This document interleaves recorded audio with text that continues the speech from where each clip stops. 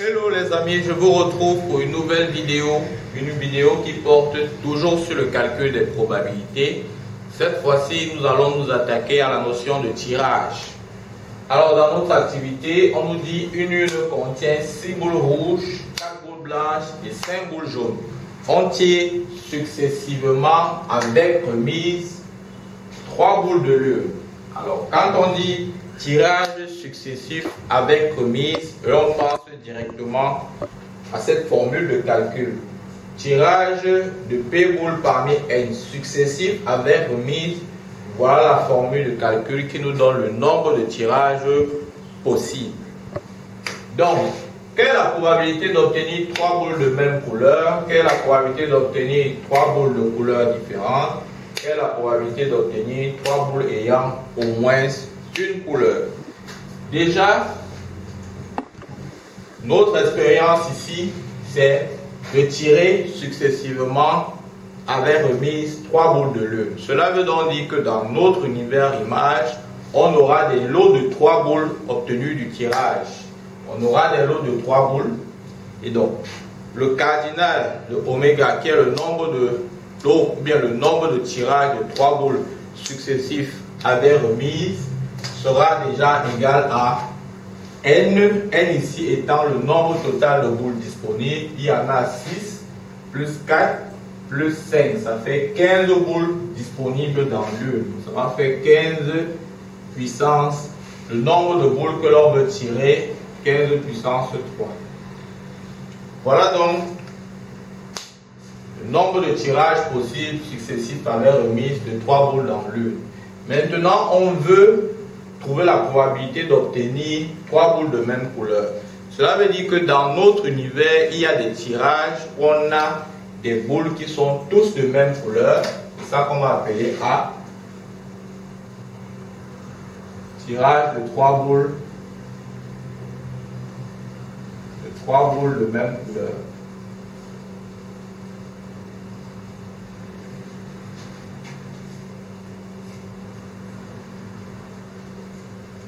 B, tirage de 3 boules de couleurs différentes.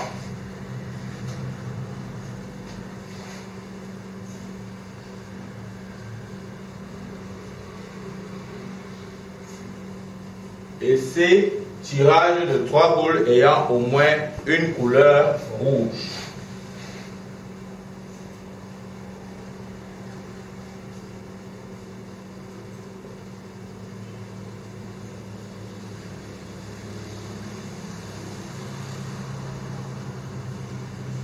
Voilà.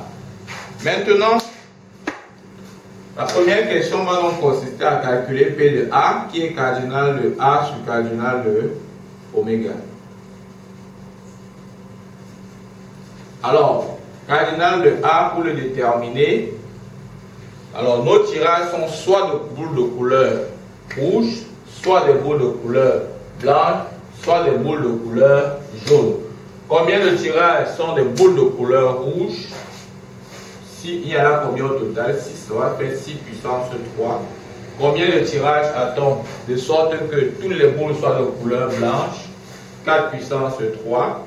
Et les tirages, donc toutes les boules sont de couleur jaune, 5 puissance 3. Ainsi, P de A est donc égal à 6 puissance 3, plus 4 puissance 3, plus 5 puissance 3, le tout sur 15 puissance 3.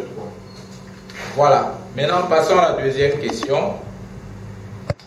On veut déterminer la probabilité pour que les 3 boules soient de couleurs différentes. Alors, P de B, c'est cardinal de B sur cardinal de oméga. Voilà. Maintenant, pour le cardinal de B, on veut de couleurs différentes. Ça veut dire que au premier tirage, on peut avoir une boule blanche ou une boule jaune.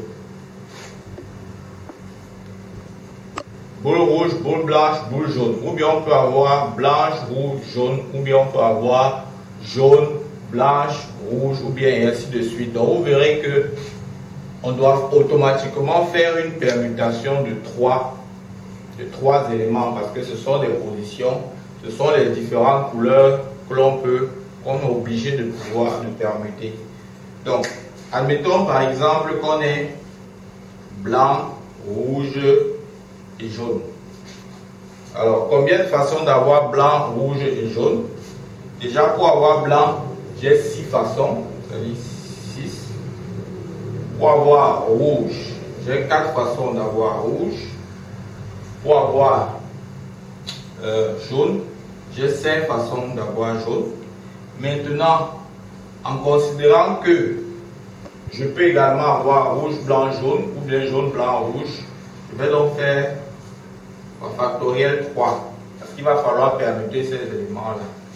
Le tout sur 15 à la puissance 3. Voilà comment on fait pour déterminer cela. Passons à la dernière question.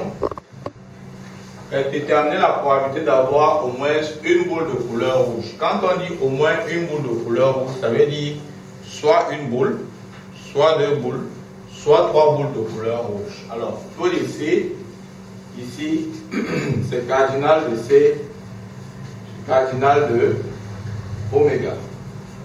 Alors, cardinal de C, nous allons dans ce cas dénombrer d'abord le nombre de tirages où on a une boule de couleur rouge.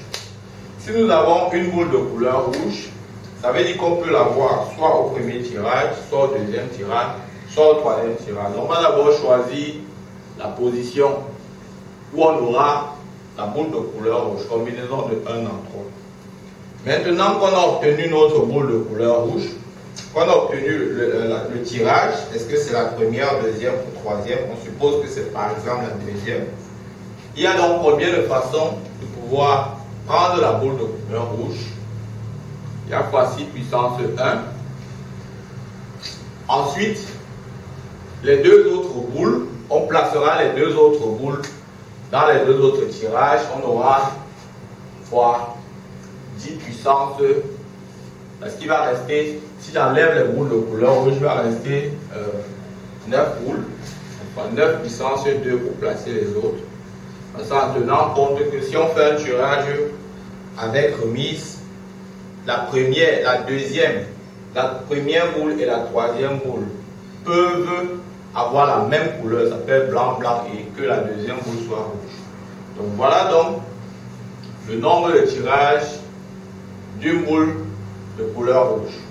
Maintenant, ajoutons le nombre de tirages d'une boule de couleur, de 2 boules de couleur rouge. Pour avoir le nombre de tirages de 2 boules de couleur rouge, première chose, il faut choisir les positions.